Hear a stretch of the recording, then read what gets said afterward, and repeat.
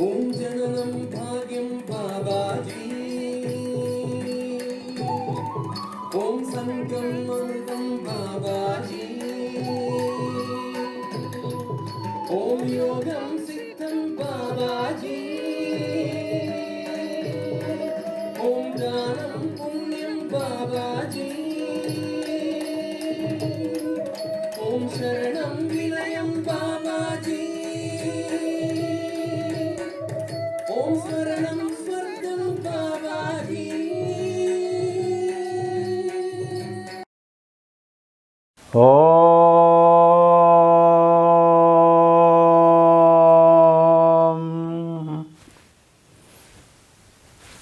Namaste, welcome to all. Hope all are finding yourself in a good health and cheerful condition. Today we are going to take up another spiritual point which I would invite members to introspect, meditate and find out how far the statements or the discussion what we are going to have is going to be applied within our own spiritual realms. Let us continue.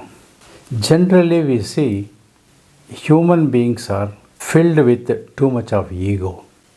Ego does not mean that one is always in ego, but at critical times they express themselves, they are in the baskets of ego. For example, let us install a pole in the marketplace or where people come and go. We will paint that pole at little high distance. We put a board there, do not touch, just it has been painted. The human tendency is to touch and see, because the board which says the paint has been painted just now is reflected on us and it goes and disturbs us. If we tell somebody that walking 3 kilometers will be one of the impossible tasks, then that person, without informing anybody, will start walking 3 kilometers next day. If he is not or if she is not achieving that task, then he or she will again attempt next day and see why it is not possible by me. At the same time, if we say crossing 3 kilometers is one of the easiest tasks anybody could do, then many of the members will not make an attempt at all. This is the background on which we are going to discuss today's subject.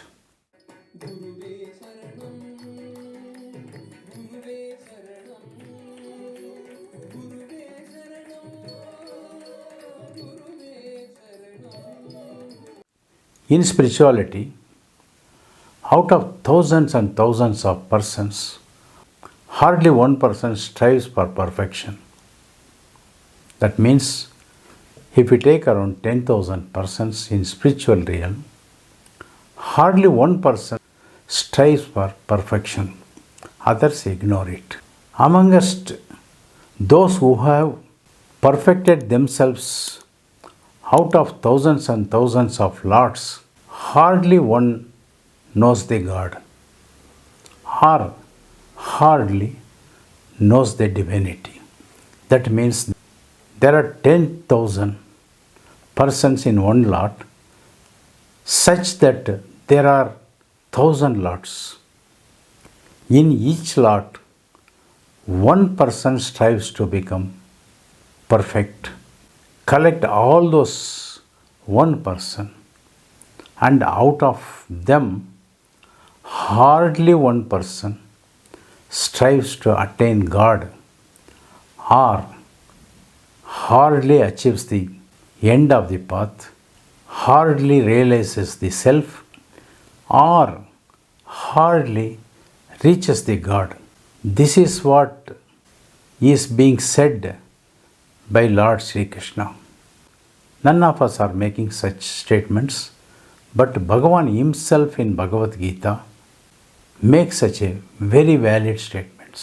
What does this statement of the Lord means? Do you mean to say that out of lakhs, only one person will be able to achieve the Lord? Is it such a statement? Is such a statement valid? Or what was the intention of Bhagavan Sri Krishna in making such a very valid statement? It is a provocative statement. It is a straightforward statement. The Lord Bhagavan is not underestimating anybody. What he says, out of millions, hardly one person strives and reaches me. Does that mean that all others are going to hell and only one person is going to heaven? Absolutely not. The statement has to be inverted otherwise and understood. How we will understand this? If Lord says out of 10,000 persons, 9,999 persons come to me, one person fails. Among those failed, if we collect 10,000, among those 10,000, 9,999 persons reach me or achieve self-realization or completely emancipate themselves, or all those souls are coming to me, and out of 1 million souls, only one soul is failing. If it was declared so, then none of us would have made any attempt to pick up the spiritual path. That is the reason Lord makes such a statement. What does it mean? The moment someone says that only one person can achieve, then all become alert. Every individual wanted to succeed. Every individual will make at least some efforts. A small efforts of 1% will carry on with backlog, become 2%, cumulatively it will become 3%, 4%, carry on, it could become 99%. At one stage it becomes 100, and that particular person reaches the abode of God or realizes the self. He becomes a perfect. In order for encouraging us, in order for bringing out the hidden talents within us, in order for bringing out the heat in the form of cold, subdued and hidden within us, in order for to create such a heat within us, to burn something within us, Lord has to make such a statement. That means even if you make a very small, very minimal effort, that is more than sufficient. The reason is nothing is full. Even if you make 1%, to that extent, that 1% also is full. The fullness is achieved by any individual who does even 1%, which is equivalent to 99%.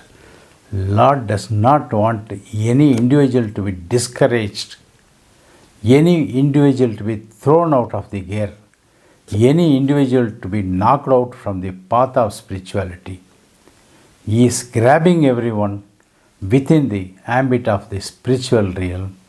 He wants the taste of realizing the Lord, the taste of realizing the self, the taste of realizing the divinity will be achieved by individual just by sheer effort which we put. Understand? This is the meaning of chapter 7, verse 3 of Bhagavad Gita, what we have to understand. For example, if nobody is worshipping Lord, then where will Lord go? Where will the divinity go without devotees? That is the reason 50%, 20%, 3%, 4% failure, rejected, dejected. Everyone has got a part to play within the arena of the Lord. That is what we will have to understand. My prayer may not reach the God. My prayer may not reach the Lord. I may be 100%. But there are members around me who are all 1% only. When everybody taking the name of Lord, chanting the name of Lord continuously, whether the Lord has to turn his attention towards all the members or not. Lord is so kind enough, merciful, very soft towards his disciples. All those who are aiming for perfection, without aiming for perfection, the divinity will fill their perfection and send us. Although each and every one of us are completely made or prepared or born with perfection, still we call it as imperfection. The reason is we have another portion to be completed by doing it. The same person like you and me have achieved going to moon. The same person who looks like me and you has gone to Mars. The same persons who are looking exactly like you and me are able to go to, or able to swim or walk in the sky. So long one thing is not achieved, if we have not gone to the moon, it becomes very difficult for us to do it. Once we have achieved, we can achieve. One person sets the goal and all agree that it can be achieved, the goal can be fulfilled. So that one person must be you, must be me, must be that person, must be this person. If it is a group, every individual member has the same ability within the group. The guru has the same vitality. The lost disciple also possesses the same vitality. The vitality of the lost person is yet to come out, whereas the vitality of the guru has already shown blossoming. That is the understanding we will have to reach, and once we reach that understanding, we are taking the path in a right way and right method in spiritual. There are two things very, very difficult in life. Two things very difficult.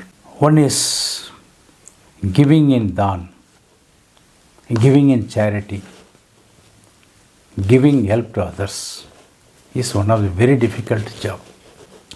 Whatever we possess, many of us will not be ready to dispense with it. It is one of the very, very difficult tasks. If at all I am assured that I am keeping it for tomorrow, then only I will be dispensing with something. That is the mentality. That is the reality also. That is the reason giving in dhanam, giving alms is the first difficult most job. The second most is tapas. Tapa in Sanskrit means heat or burn. The desire to burn, the burning desire. Until the heat is created within us, the tapas is not possible. Tapas is one of the most difficult job. Becoming a tapasvi, austerity is the most difficult job, and next to dhanam or equal to dhanam. Both, if we put dhanam and tapas in a balance, sometime this will go up, that will come down. Sometime dhanam will go down and tapas will come up. In another time, tapas will go down and dhanam will come up. Oscillating this way and that way, because both are the most difficult job. Burning desire to be in spirituality, burning desire to drive away the ego, burning desire to drive away the desires, throwing out all those which are negative oriented. To do this, one needs self-discipline, self-control, and also self-restraining. Therefore, there will be a burning desire to cultivate positiveness in every aspect of life. Once this has been achieved, that becomes our way of life. So, the tapas and the dhanam, both are the most difficult acts that can be achieved. When I say it is the most difficult acts, then it is really very serious and very difficult job indeed. Unless these two things are achieved, an individual will not attain the Lord. An individual cannot go near the God. An individual can never please the God. An individual, without achieving these two, will not cross the ocean, and it is impossible for anyone to achieve spiritual success without achieving dhanam and tapas. Most difficult. How much it is difficult? Out of millions, one strives to achieve me. Out of several such ones, hardly one comes to me. Same thing.